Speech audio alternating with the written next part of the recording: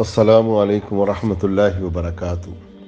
یزید کے متعلق ہمارے محترم حماد بھائی نے سوال رکھا ہے۔ یزید کے متعلق جو ہے نا، آج تک پہلے تو یہ بات سمجھ لیجئے، محدثین میں کوئی ایک محدث نہیں ہے کہ جس نے یزید کے بارے میں اپنا قلم چلایا ہو، یزید کے بارے میں کچھ اچھا لکھا ہو۔ ایک بھی محدث آپ کو نہیں ملے گا۔ اور یزید کے والد تو حضرت معاویہ ہے نا، جو کہ صحابیت بھی حاصل ہے اور ایک پرومیننٹ ہو گیا نا صحابی، جس نے 20 سال حکومت کی، 20 سال، اور 20 سال پرومیننٹ حکومت کرنے والا صحابی، وہ اپنے بیٹے یزید کو صحابہ پر فضیلت بھی دی اور حکومت بھی دی۔ تو کیا ایک بھی حدیث نہیں سنائی ہوگی اس نے یزید کو؟ اور کیا یزید نے کبھی کسی کے ساتھ گفتگو کرتے ہوئے قال رسول اللہ، یا میں نے اپنے والد سے سنا کہ اللہ کے نبی نے یہ کیا یا یہ کہا ہی ہوگا نا؟ لیکن محدثین نے اس قابل نہیں سمجھا یزید کو کہ اس سے روایت بھی لے۔ اور یہاں تک کہ حضرت امام احمد بن حنبل نے کہا کہ کسی کو یہ چیز جائز نہیں ہے کہ وہ یزید سے روایت لے۔ وہ محدثین کے استاد تھے امام احمد بن حنبل۔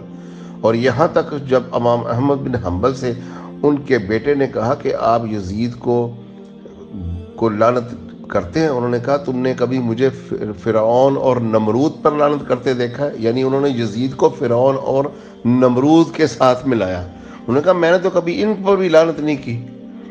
پھر انہوں نے پوچھا کیا یزید سے ہم حدیث لے سکتے ہیں؟ انہوں نے کہا بالکل حدیث نہیں لے سکتے۔ انہوں نے کہا کیوں نہیں لے سکتے؟ انہوں نے کہا اس نے وہ فعل کیا، فعل ما فعل، اس نے نہب مدینۃ الرسول، اس نے اللہ کے نبی کے مدینے کو لوٹا۔ اور نبی علیہ الصلوۃ والسلام کا یہ واضح حدیث ہے، جو مدینہ پر ظلم کرے گا، جو حکمران، اللہ تعالیٰ اس کو روز قیامت نمک کی طرح پگھلائے گا۔ مدینہ منورہ کی اتنی شان ہے۔ اور یہ احمد بن حنبل نے کہا نہب مدینۃ الرسول۔ احمد بن حنبل یہ محدثین کے استاد ہیں، کوئی معمولی انسان نہیں ہے۔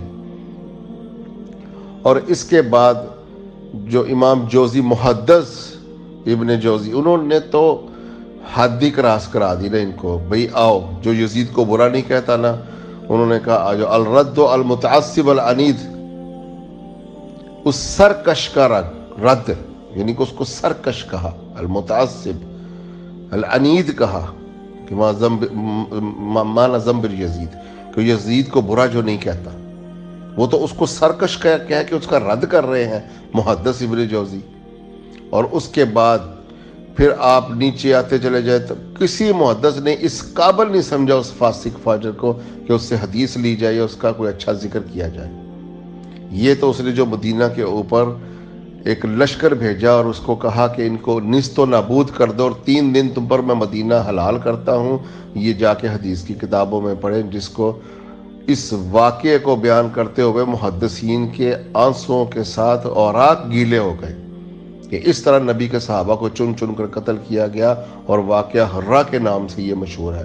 اور صحابیات کو جب لوٹ لیا گیا، جب اس کو 3 دن کے لیے حلال کر دیا گیا، تو پہلا اپنے باپ کی طرح یہ دوسرا مسلمان حکمران تھا جس نے پھر مسلمانوں کی جائیدادیں لوٹی، مکان گرائے اور عورتوں کے ساتھ زنا بالجبر کیا اور صحابہ کو قتل کیا۔ اور اس سے پہلے صحابہ کی ایک جماعت باقاعدہ یزید کے پاس گئی، پرکھا، دیکھا، جب واقعہ کربلا کا انہیں پتہ چلا تو پھر انہوں نے واپس آ کر یہ فیصلہ کیا، انہوں نے پگڑیاں اتار کر اپنی زمین پر ماری۔ انہوں نے کہا اگر تم یہ پڑھی ہے یزید کی بیعت، اور اگر تم پتھروں کی بارش سے کہ منتظر نہیں ہو تو یزید کی بیعت توڑ دو۔ ابن عمر جیسے صحابی روکتے تھے صحابہ کرام کو، ابن عمر کو اس کی فضیلت کی وجہ سے نہیں روکتے تھے، انہیں پتہ تھا یہ کوئی علی جیسا خلیفہ راشد نہیں، ابو بکر جیسا خلیفہ راشد نہیں جو بیعت نہ کرنے والے کو چھوڑ دے۔ بیعت توڑو گے تمہیں قتل کر دیں گے، ہم کیوں ان فاسق و فاجروں اور ظالموں سے اپنی جانیں ضائع کروائیں؟ لہذا صحابہ کرام نے کہا نہیں، اگر ہم اسی طرح اس کی بیعت میں مرے تو ہم کیا جواب دیں گے اللہ کے نبی کو اور اللہ کو؟ لہذا انہوں نے بیعتیں توڑ دی، اور یزید نے پھر لشکر بھیجا اور اس نے کما کیا مدینے کا اور قتال کیا صحابہ کرام کا۔ یہ یزید کا ایک اتنا گھنونا واقعہ تھا۔ اور اس کے بعد اس نے پھر خانہ کعبہ کے اوپر سنگ باری کرنے کے لیے، کیونکہ جو جہاں جہاں ابن زبیر وغیرہ اور یہ باقی صحابہ کرام کہاں پھر انہوں نے بیعتیں توڑ دی پھر، اور جو اپنی جانیں بچانا چاہتے تھے حضرت مسفر بن مرخمہ جیسے یا حضرت ابن زبیر ابن عمر جیسے، انہوں نے اپنی جانیں بچائیں۔ ٹھیک ہے، یہ ان کا ایک اپنا عمل تھا، انہوں نے اپنی جانیں بچائیں، لیکن 800 سے زیادہ صحابہ کرام نے بیعت توڑ کے اپنی جانیں دی ہیں۔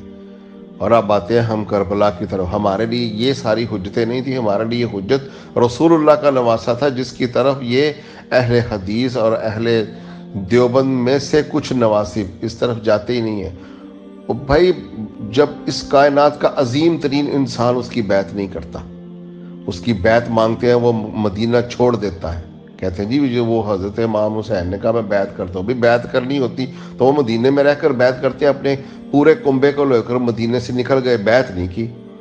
پھر وہ مکے میں آئے، دیکھا اس کے جاسوس وہاں پر بھی آباد ہیں، اور وہ جو ہے نا مزاحمت کی کوششیں ہو رہی ہیں، پوری فیملی کو لے کر وہیں بیعت کر لیتے. پھر مکے میں اگر کرنی ہوتی تو مکے سے بھی نکل گئے. ان کے پاس حضرت سلمان ابن سرد رضی اللہ تعالیٰ عنہ کا پیغام تھا.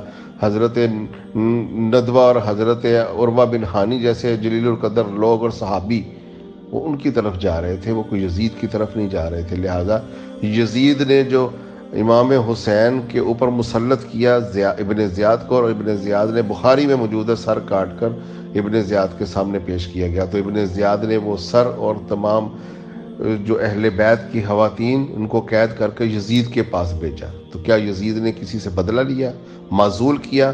اس کا گورنر جس کے سامنے سر کاٹ کے رکھا گیا وہ اس کو بھیج رہا ہے یزید کے پاس. بھئی اس کا گورنر بہتر جانتا ہے یا آج کے ملا بہتر جانتے ہیں یزید کو؟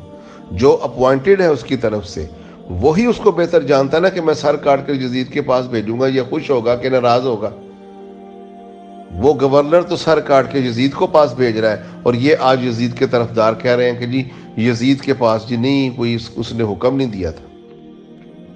اور سب سے بڑی اب میں بات کرنے لگا ہوں، محدثین، محققین، مورخین، اذلہ اربع سلف صالحین نے یزید کے حق میں ایک لفظ بھی لکھا ہو تو ہمیں دکھایا جائے، پیش کیا جائے. یہ میں چیلنج کرتا ہوں کہ محدث ہو، حدیث لکھتا ہو، اور یزید جیسے وہ خلافت بھی اس کو مل گئی، 4 سال تک وہ حکمران بھی رہا، اس کے باوجود اس کے حق میں کوئی لفظ نہیں لکھ کر گئے. یہ ہے سب سے بڑی دلیل. جو اپنے آپ کو اہل حدیث کہتے ہیں نا، اگر یزید کی تعریف کرتے ہیں تو اہل حدیث کے لوانا چھوڑ دیں. وہ اہل الحدیث نہیں ہے، کیونکہ حدیث کے راویوں نے پرکھ لیا، دیکھ لیا، حدیث کے معلموں نے، حدیث محدثوں نے، سب نے دیکھ لیا، کسی نے یزید کے حق میں کوئی بات نہیں لکھی آج تک. برے سے برے لوگوں کے بارے میں کوئی ایک اچھی بات بھی لکھتا ہے، کسی نہ کسی کا وہ من پسند ہوتا ہے، لیکن محدثین اللہ تعالیٰ ان پر کروڑوں رحمتیں کرے، انہوں نے یزید کے حق میں کوئی بات نہیں لکھی اور یزید سے کوئی روایت نہیں لی. اس قابل نہیں سمجھا یزید کو کہ اس سے روایت لی جائے. یہ ہیں یزید کے حالات. اور یہ آج یزید کرتے پھرتے ہیں. اور اس یزید کی آخر میں بات کرنے لگا ہوں، اس یزید کو اس کا گورنر سب سے بہتر جانتا تھا، جس نے سر کاٹ کر یزید کے پاس بھیجے خوشنودی حاصل کرنے کے لیے.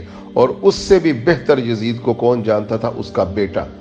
جائیں اٹھائیں جو شیعت کے خلاف کتابیں لکھی گئی ہیں، اس میں ابن حجر مکی لکھتے ہیں، اپنی کتاب نے سوائے کے محرقہ میں، کہ یزید کا جو بیٹا تھا نا، اس نے باقاعدہ یہ کہا کہ جو اہل بیت کے خون کے اوپر یہ تخت یزید نے اپنا مضبوط کیا نا، اب میرے باپ کا تابوت آگ میں ہے، اور اس نے حکومت کو ٹھوکر مار دی، اور اس کے سگے بیٹے نے حکومت لینا پسند نہ کی.